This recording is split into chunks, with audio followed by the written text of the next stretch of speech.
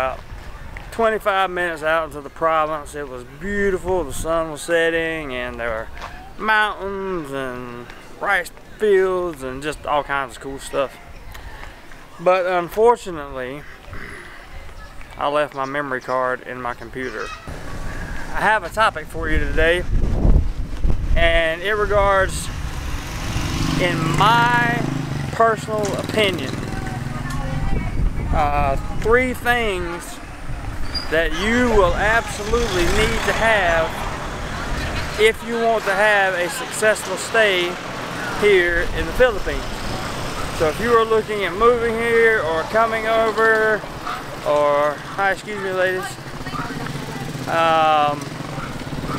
you want to stay here for any given period of time, here are my top 3 things that you need to know. Again, this is my opinion. The first, and this is coming from a very impatient person, but I'm going to tell you that the first is patience. You need patience with everything. You need patience with understanding that not everybody speaks the language that you do. You need patience in dealing with the Philippine culture in general. Not much, because there's really, it's not like the Philippine people are bad people or the culture's bad or any of that stuff. You don't need a lot of patience for them. What you really need patience for is your fellow expats. That's what you're going to need patience for, because they will drive you absolutely out of your mind if you let them. Sometimes it'll be with, you know, all kinds of crazy crap. Sometimes it'll be them trying to mold you into the person that they want you to be.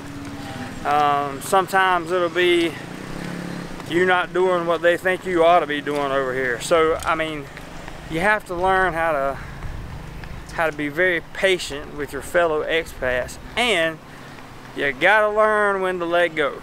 Like, it's time to let go. When it starts getting so stressful that it affects your daily life, it's time to let it go. It's time to let it go. Disavow the people, all knowledge of the people, and just move on. Just move on. I mean, there ain't nothing to it. When it comes to the Philippine people and having patience with them, if you just talk to them like you got some sense and be nice and reasonable, you can get pretty much anything you want out of them. As far, I don't mean like take from them, but I mean as far as help goes. They're really good people for the most part. Of course, there are those few here and there that are not, but you know, that's the same with anywhere. Be patient when you pull up on somewhere like right here, a Sorry store, for example. That's a Sorry store. They have a little bit of snacks, drinks, and all that stuff in there. Don't expect them to understand everything you're saying every time you say it, because they're not going to. So if you have to repeat yourself 12 times, repeat yourself 12 times, and every time just slow down what you're saying just a little bit more, and everything will be okay. It's that simple. No use to make a big deal out of it. So, patience really is the key. Patience will yield humility, which is the perfect state of mind for a person in a foreign land. You can never go wrong being humble, ever.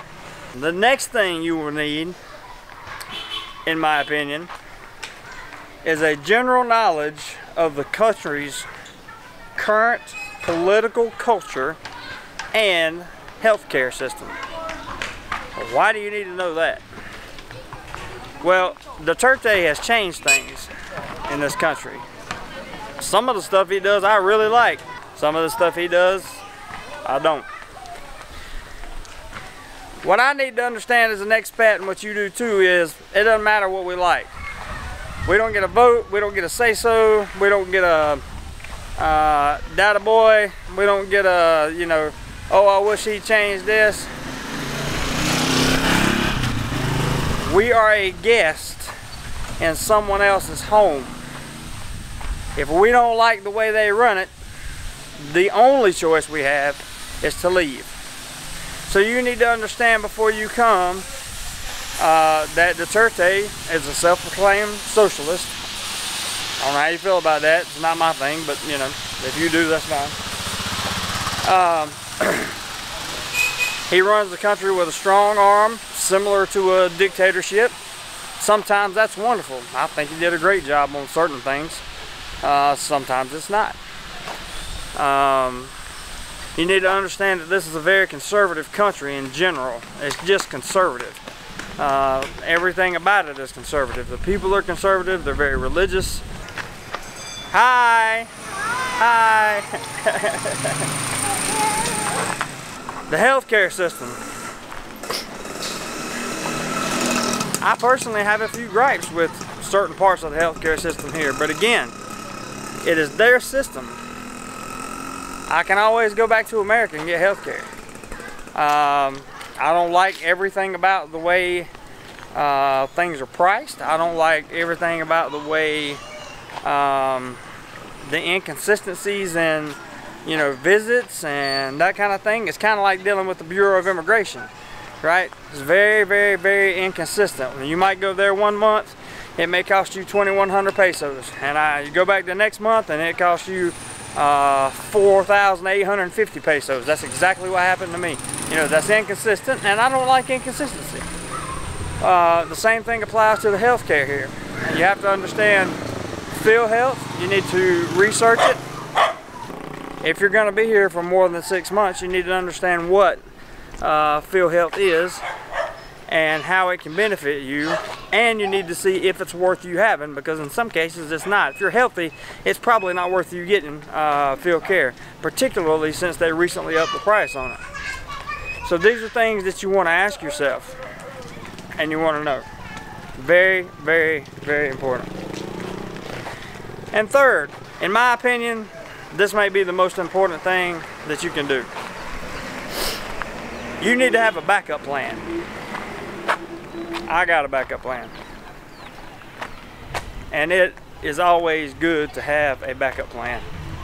When I say backup plan, I don't necessarily mean escape and evasion, right? I'm not looking to bug out from the Philippines unless, you know, something major breaks out.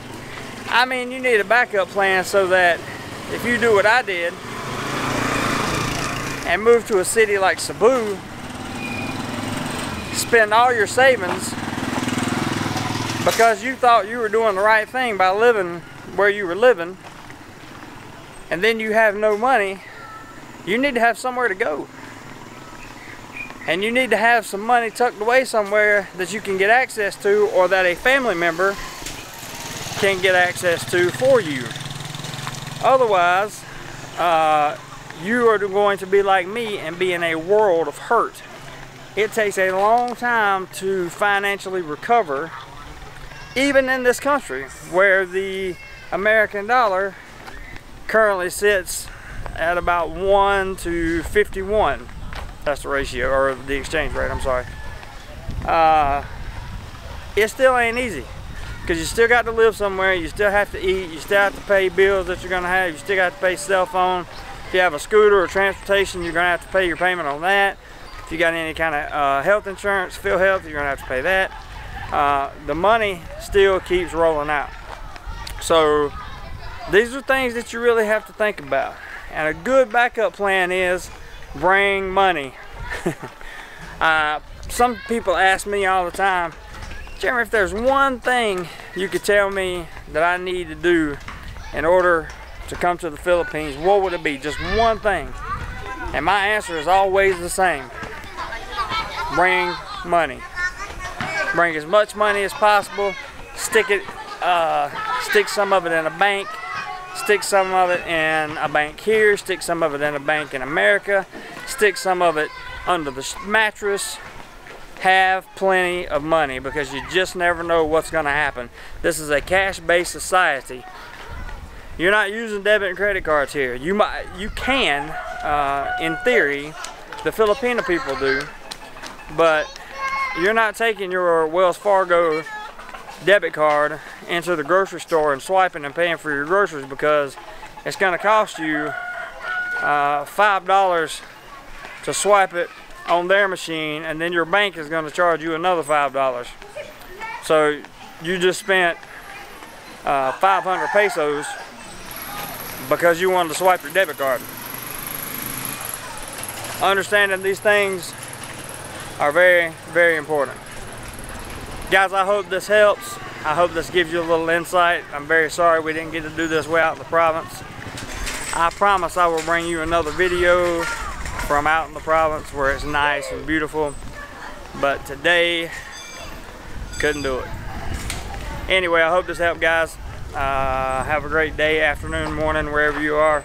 Take care.